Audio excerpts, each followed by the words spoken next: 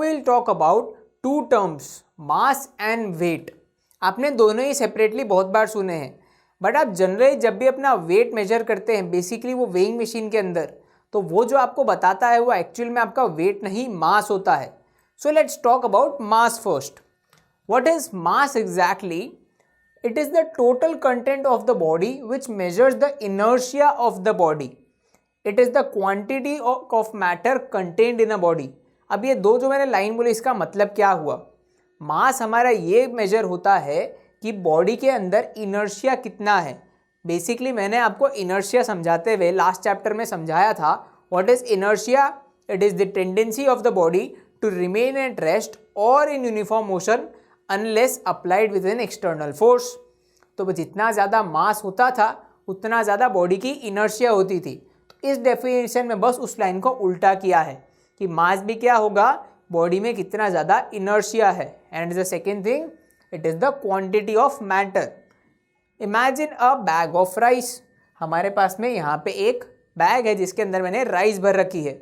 वो राइस कितनी ज़्यादा है वो चीज़ कौन बताएगा? Mass. Mass is denoted by small m and it is a scalar quantity.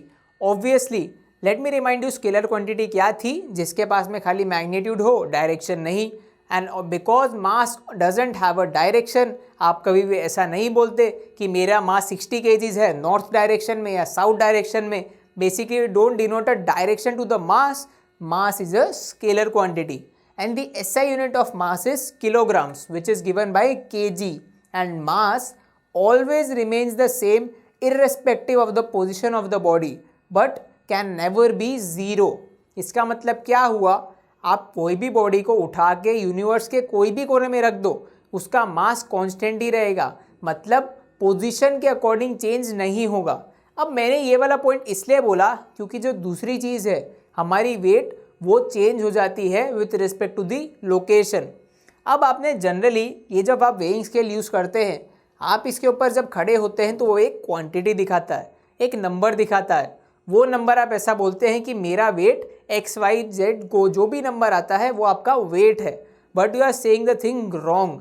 The device doesn't show you the weight, it shows you your mass. It shows you the quantity of matter contained inside your body. What you are referring to is weight. So what is weight? Now the weight is the force with which it is attracted to the earth. The weight of an object वो force होती है जिसके ज़रिए वो कोई भी body के ऊपर अट्रैक्टेड है. This is the weight. मतलब क्या हुआ?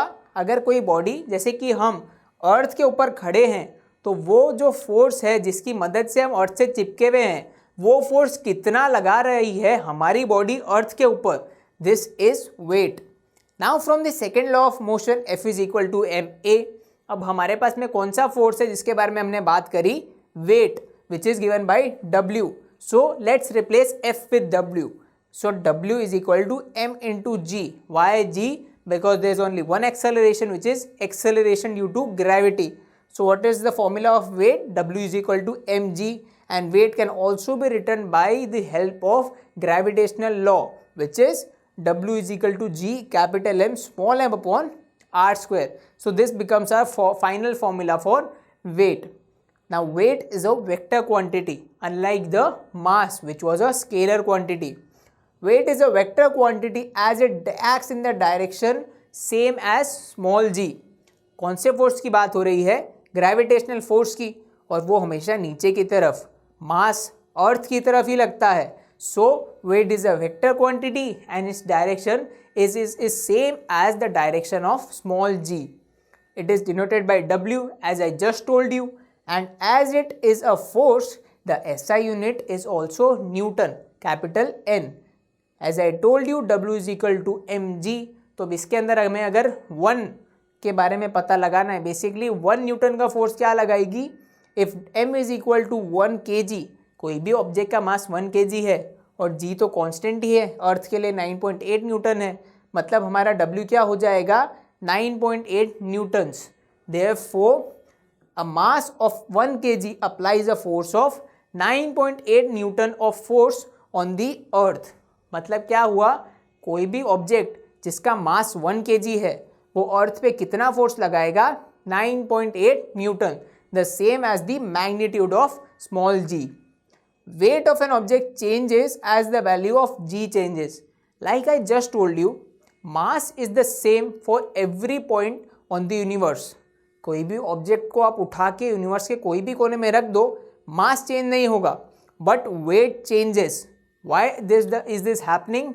Because as we go on another mass on another planet, small g changes because the mass of that body changes. मान लो आप अर्थ की जगह पे मून पे जाके खड़े हो जाते हो, तो मून पे ऑब्वियसली ग्रेविटी कम लगती है, जिसके बारे में हम डिटेल में अभी आगे पढ़ेंगे. तो मून की ग्रेविटी चेंज हो गई, और वो क्यों चेंज हो गई? क्योंकि मून का मास भी चेंज हो गया as compared to earth. Mass change हो गया मतलब ग्रेविटी चेंज हो गई, ग्रेविटी चेंज हो गई मतलब स्मॉल जी की वैल्यू चेंज हो गई. एंड देयरफॉर वेट जो अब आपकी बॉडी मून के सरफेस पे लगाएगी, वो भी अर्थ के कंपैरिजन में चेंज हो जाती है. Therefore the weight of an object changes as the value of G changes. Hence it varies as the gravitational force on the celestial body changes. Therefore weight is not constant, unlike the mass which is a constant value wherever you go in the universe. अब अगर आप surface of the earth की जगह पे खुद को center of the earth पे रख दे, मतलब क्या? आप अभी surface पे खड़े हो, earth की surface पे हो, पर अगर आप center पे जाके खड़े हो जाओ और वही आपकी weighing machine जिसकी मदद से आप अपना वेट देख रहे हो, सेंटर पे जाके अगर अपना वेट देखो, so will be surprise to see कि अब वो वेइंग मशीन आपको कितना वेट दिखाएगी? 0, because there is no weight in on the centre of the earth. अब ऐसा एग्जैक्टली क्यों होता है? बहुत ही सिंपल चीज़ है, खाली हमें इस इक्वेशन को देखना है. What is the equation for wait? It is g upon D square. मतलब क्या? g mass of the earth multiplied by mass of the object divided by the distance between the objects. अब सी, हमारा जो अर्थ है उसका मास इक्वली डिवाइडेड है पूरे पे, और सेंटर में कोई मास नहीं होता, क्योंकि सेंटर खाली एक हम पॉइंट डिनोट करते हैं. उस पॉइंट का मास कितना होगा? 0. तो हमारा कैपिटल एम क्या हो जाएगा इस पॉइंट पे? 0. अगर कैपिटल एम ही 0 हो गया तो force applied will be 0. Hence there is no weight of the object on the centre of the celestial body.